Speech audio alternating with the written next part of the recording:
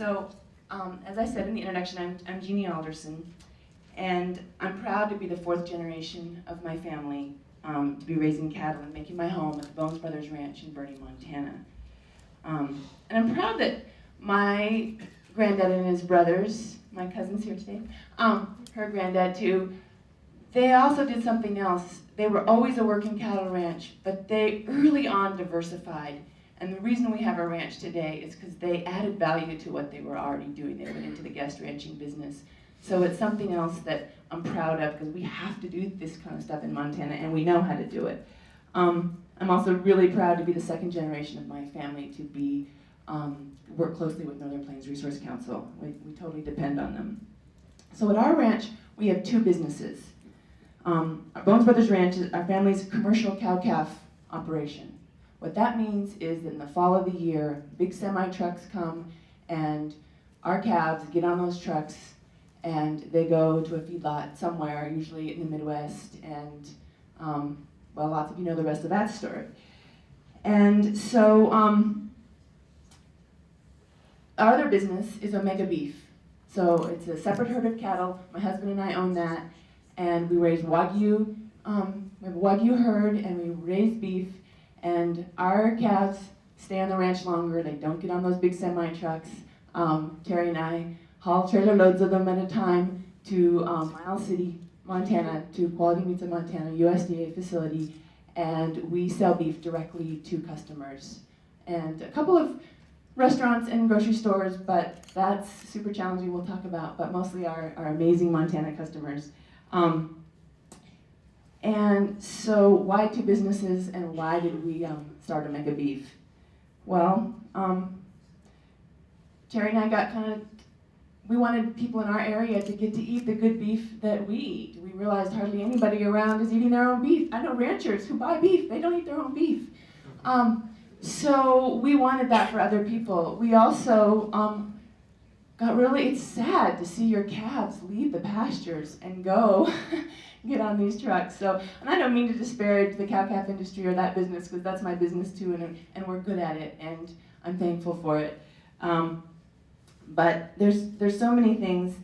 I guess, so what's wrong with the big ag model? Well, as ranchers, we are losing our independence. We have to take whatever price we get in the cow-calf industry. This year, we are going to take, we're going to make half of what we made last year.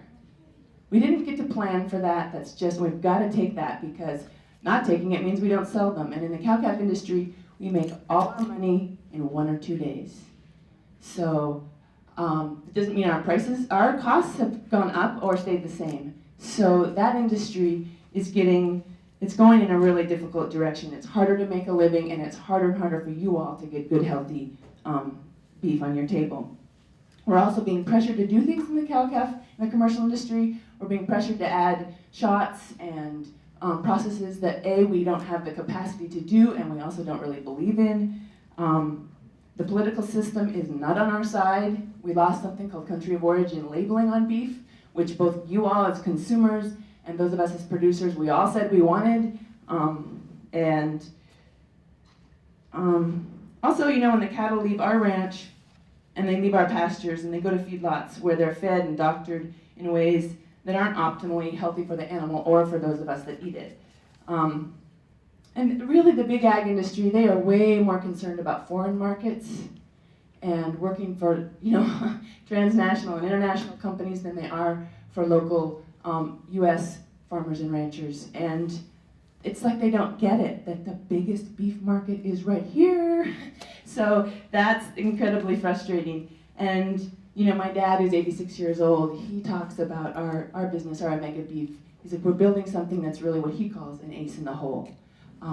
Something that we hope is kind of a more stable product. People are always going to want good, healthy beef. And also a more stable market. So with Omega Beef, our direct sale business, we can set our price. And we try to work with our customers to make sure that they get what they pay for.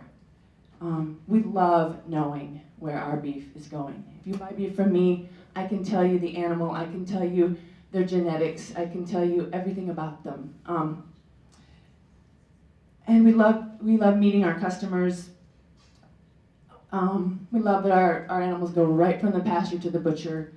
And we also are passionate and committed to great flavor and great beef.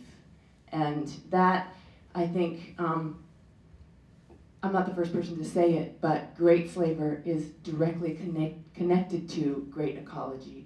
You don't get one without the other. And our business also supports other local businesses. We buy some feed locally. We spend a fortune at Quality Meats in Montana. And in other businesses, we try to also help out and support. The other thing that our business, I think, really is about supporting is our grasslands. Our grasslands in this country and in this world we need to value and honor and protect and care for them. They are our answer for the planet, and I think they've kind of been largely misunderstood, and I'm so excited to see more understanding and care for them.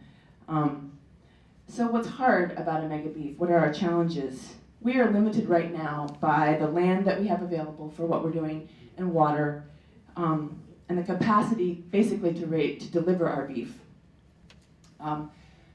We live in a beautiful and remote part of the state.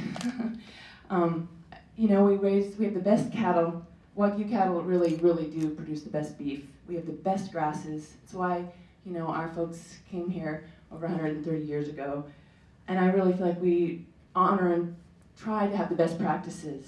So we have an amazing product, but we live really far away from everybody and it's weirdly hard to get our beef to your table. There's also economic challenges for the people in our part of Montana. I live next to one of the, a pretty good population of people that would love healthy grass-fed beef, but I also live next to one of the poorest communities in the state. Also people that really need and deserve the best food. So I guess there's another thing that we really need to build is awareness in how to buy and eat food.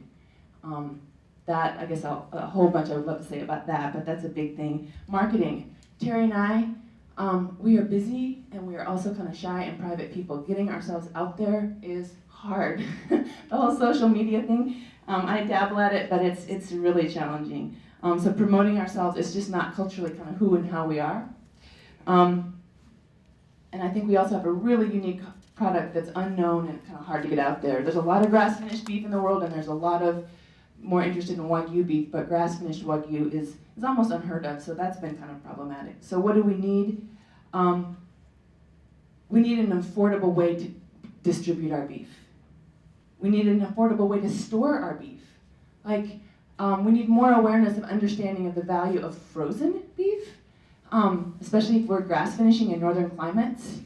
And like I said, more help marketing, but mostly distributing it and getting it to places, and having people understand how to buy seasonally and how to buy